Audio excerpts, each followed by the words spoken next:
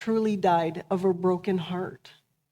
Now I know that his heart on the cross was broken on top of, being in agony. When he went to raise Lazarus back in John 11, he knew he was going to raise Lazarus from the dead, but what did he do when he got there? He wept because he knew the power of death and the sadness that death had entered the world and it was taking his friend Lazarus. And Jesus, even though he knew he was going to raise him from the dead, he still wept with a broken heart for his friend Lazarus, who had died unnecessarily, but he had died. And this is how I know that Jesus, while he was hanging on that cross for 6 hours, his heart was broken over the people who were mocking him, over his disciples who had fled and abandoned him.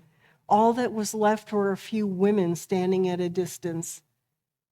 And he knew he was going to save them, but you can't tell me that he wasn't grieved at the hardness of the people's hearts, and that all of his friends had left him, that one of his friends had betrayed him.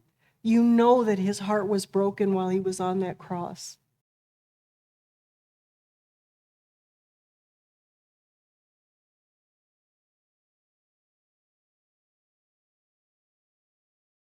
That says it all.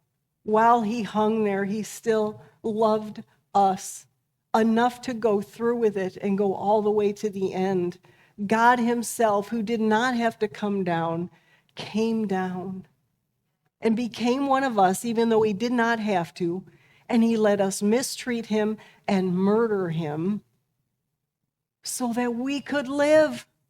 That message is crazy talk if it wasn't true. But we know in our hearts it's true. And we know based on all the evidence that it's true. And we know based on transformed lives that it's true.